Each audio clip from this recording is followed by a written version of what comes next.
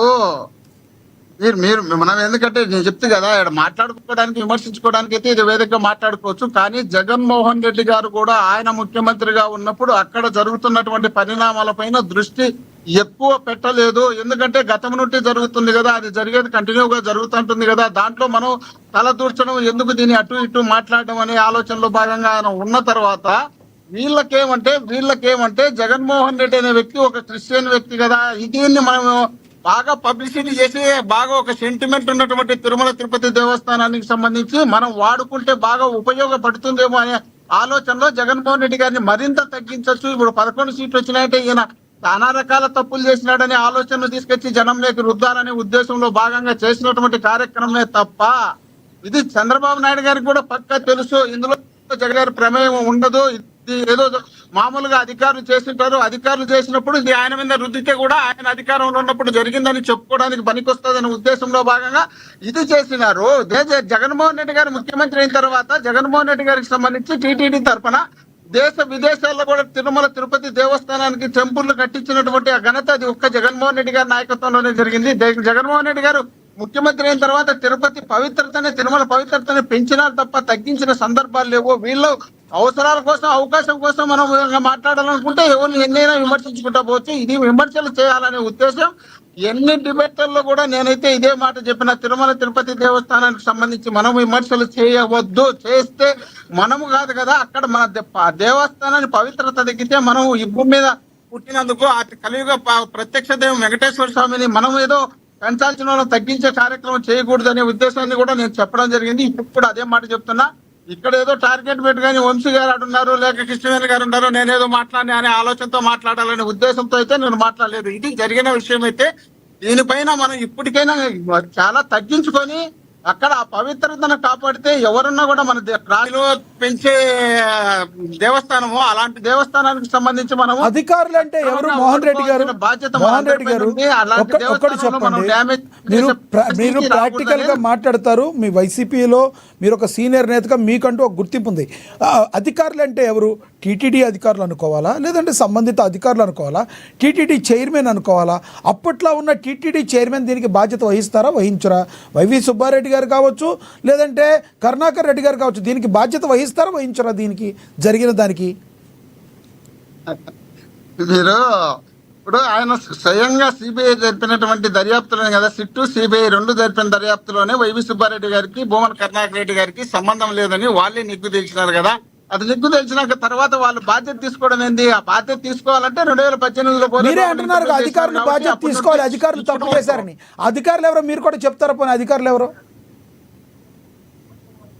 ఏ అధికారి తప్పు చేసినా ఆ అధికారి పైన చర్య తీసుకోవాలి. ఆ అధికారి చర్య తీసుకోవడంతో పాటు పొరపాటున సంబంధం లేకపోయినా ఒకటైతే అనాల్సి వస్తుంది.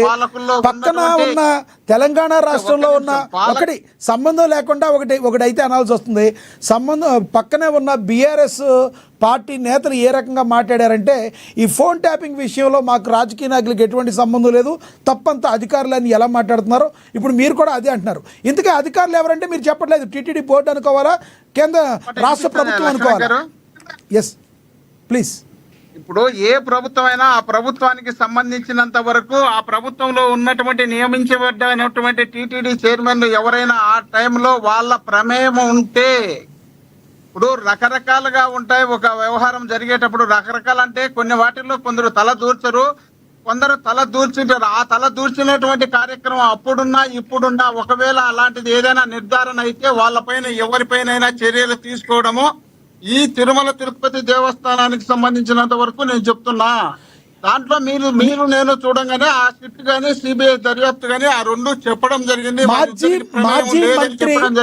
మాజీ మంత్రి పేర్ని నాని గారు రాజకీయంగా ఒక మాట అయితే మాట్లాడారు. ఆయన ఒక ట్వీట్ అయితే చేశారు.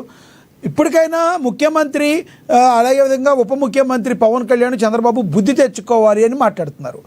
ఏ రకంగా బుద్ధి తెచ్చుకోవాలంటే అంటే చంద్రబాబు గారు ఒక్క మాట, చంద్రబాబు నాయుడు గారు గతంలో జంతు కొవ్వు కలిసిందని సమాచారం ఉందని అయితే అభియోగం అయితే చేశారు. పవన్ కళ్యాణ్ గారు అయితే ఇలా జరిగిందంట, మా ఆక్రోశం ఆవేదనగా ఉందని మాట్లాడారు. దీనికే బుద్ధి తెచ్చుకోవాలంటే మీరు సిట్ చెప్పినట్టుగానే, సిబిఐ చెప్పినట్టుగానే నిజంగా దానిలో నెయ్యే లేకుండా కేవలం పామాయిల్తో నూనె లడ్డూలు చుట్టిచ్చేస్తే అది కల్తీ జరిగినట్టు కాదా?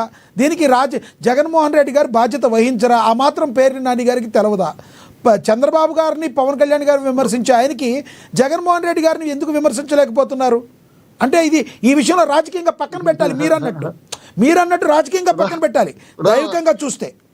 అక్కడ వంశీ గారు ఉన్నారు, ఆ సబ్జెక్ట్ అంతా మాట్లాడతారు. విమర్శించేదేదో విమర్శించాల్సిందేదో అదంతా వంశీ గారు మాట్లాడతారు. మీరు వచ్చున్నారు. నేనేమంటున్నానంటే జగన్మోహన్ రెడ్డి గారు ముఖ్యమంత్రి అయిన తర్వాత జరిగినటువంటి వాటి మీదనే వీళ్ళు విచారణ జరిగింది.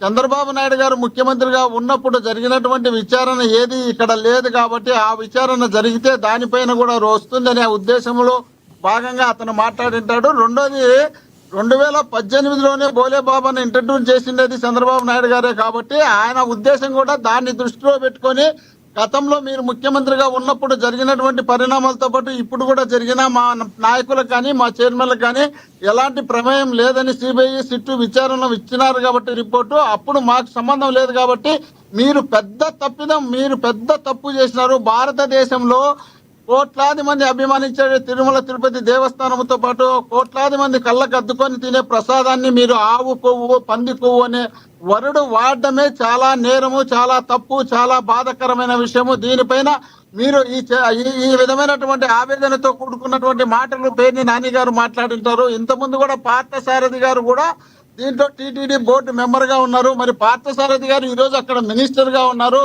అలాంటి వ్యక్తులందరూ దీంట్లో బాధ్యతలు తీసుకోగలుగుతారా? కాబట్టి నేను ఏమంటున్నానంటే ఇప్పటికైనా దానిపైన కరెక్ట్ గా ఎక్కడైనా నాయకుల పైన తప్పు ఉంటే అధికారుల పైన ఉంటే చర్యలు తీసుకోమని చెప్తున్నా తప్ప మన ఇష్టం వచ్చినట్టు మనం ఏదో అవసరానికి అవకాశం కోసం ఆయన్ను మాత్రం వాడొద్దు. ఆయన్ను తిరుమల తిరుపతి దేవస్థానానికి సంబంధించినటువంటి శ్రీ వెంకటేశ్వర స్వామిని వాడొద్దు అనేదే నా అభిప్రాయం. ఆయన తప్ప మీరు ఏమైనా వాడుకోండి, ఏమైనా విమర్శించుకోండి, ఏమైనా మాట్లాడుకోండి. అలాంటి పవిత్రమైన ప్లేస్ ను మనం దయచేసి దాని డిస్కషన్ లో కూడా మనం పెట్టడం అది. ఎందుకంటే నేను ఒకటి మాట్లాడినప్పుడు వంశీకి నచ్చలేదనుకో, వంశీ దానికి